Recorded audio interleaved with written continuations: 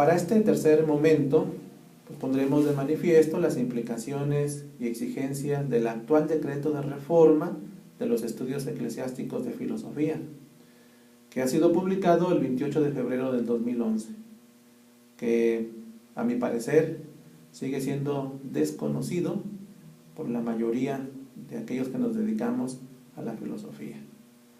Si nos preguntamos si este documento es solo consultivo, diremos que no.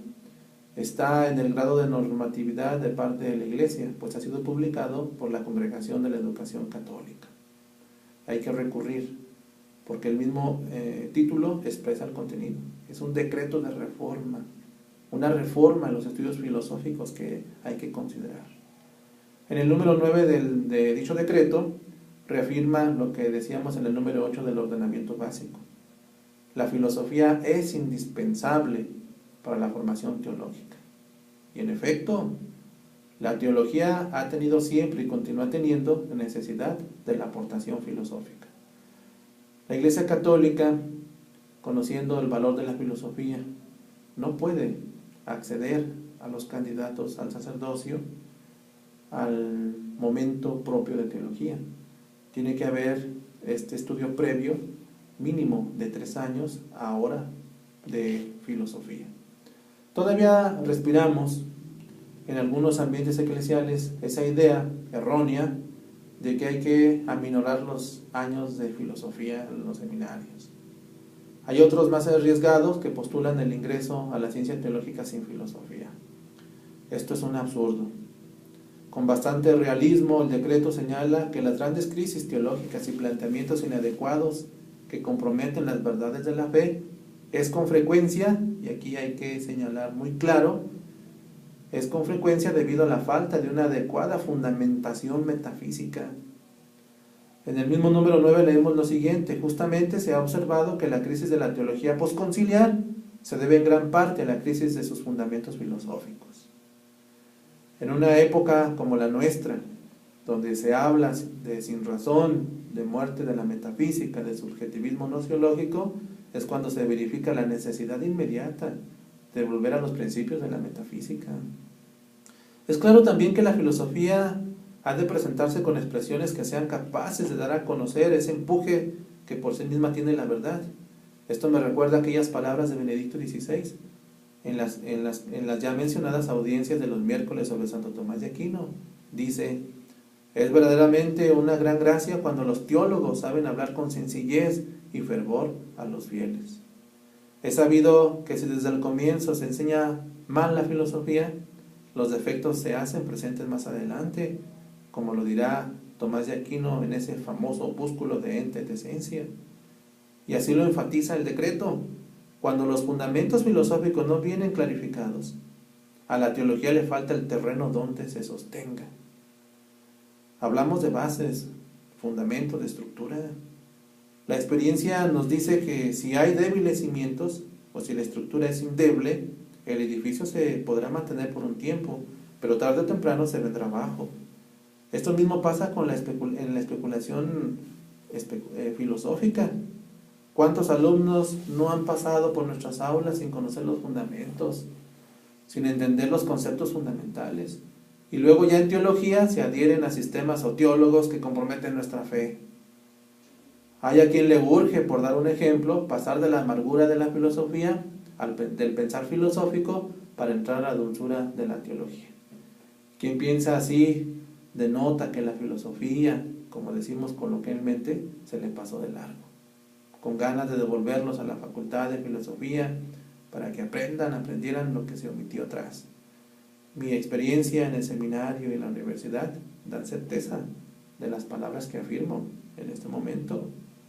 Cuando los obispos mexicanos aceptaron el documento del ordenamiento básico ya citado, no solo pensaban en candidatos a sacerdocio para que sean maestros de la vida espiritual o para que fueran modelos de santidad, sino que fueran pastores instruidos, con santos, metafóricamente hablando, con cabeza para la Iglesia mexicana. Basta recordar el triple servicio que le hace la filosofía a la fe, según describe Santo Tomás de Aquino en su comentario al De Trinitate de Boecio. Esos son los 3 servicios de la filosofía a nuestra fe. Primero, demostrar los fundamentos de la fe. Segundo, explicar mediante semejanza las verdades de la fe. Tercero, rechazar las objeciones que se levantan contra la fe. Estos 3 grandes servicios que no debemos despreciar. El decreto, por su parte, especifica en el número 10 lo siguiente: la preparación filosófica constituye, en modo particular, un momento esencial de la formación intelectual para los futuros sacerdotes. Recuerden, el documento dice esencial, es decir, un aspecto tan importante como el de la vida espiritual. Recuerden, la Iglesia es mater et magistra, según nos enseñaba Pablo VI, y no en vano quiere que sus candidatos pasen por largos años de estudios filosóficos, no solo para el sacerdocio al servicio de los fieles, sino para la misma contribución a la cultura de todos los tiempos.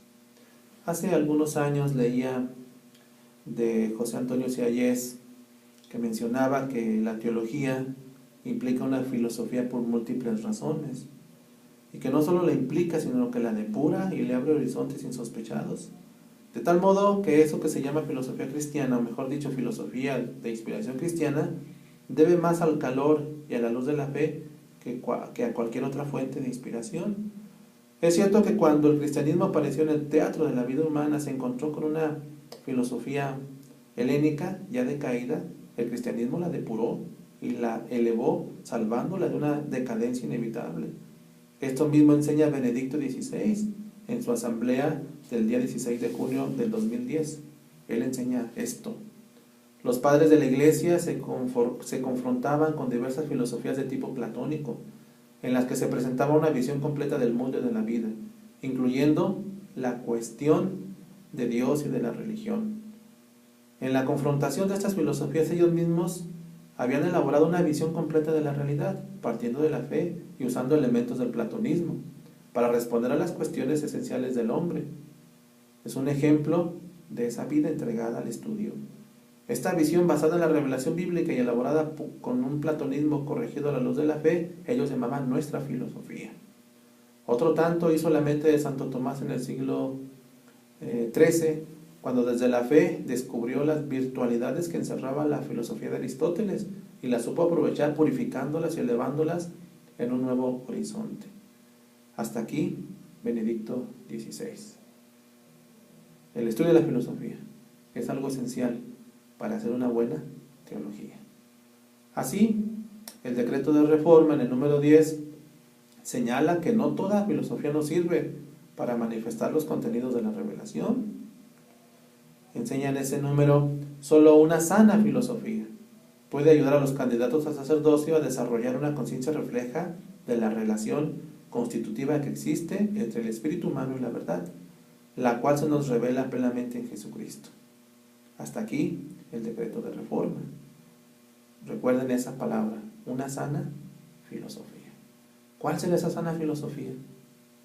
¿Cuál será la filosofía que utiliza la Iglesia para manifestar los contenidos de la fe? Eso es algo que hay que estudiar y que hay que ponderar.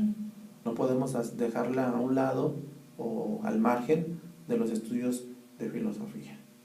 En esto último, Benedicto XVI lanza una sentencia en la audiencia ya citada que no deja de sorprendernos en su gran capacidad especulativa. Él dice: más aún, la filosofía elaborada sin conocimiento de Cristo casi esperaba la luz de Cristo para ser completada o para ser completa. Aquí hay que señalar, como al ya citado José Antonio Siayés en ese texto de Principios Filosóficos del Cristianismo, que decía: el cristianismo no es una filosofía, no se presenta como una filosofía más en el mercado del pensamiento. El cristianismo es ante todo la intervención histórica de Dios Padre en su Hijo Jesucristo, por medio del Espíritu Santo, para salvar al hombre de la esclavitud del pecado y de la muerte y elevarlo a la condición de hijo de Dios. Antes que una doctrina, es un hecho salvador que se perpetúa en el seno de la Iglesia. Gracias.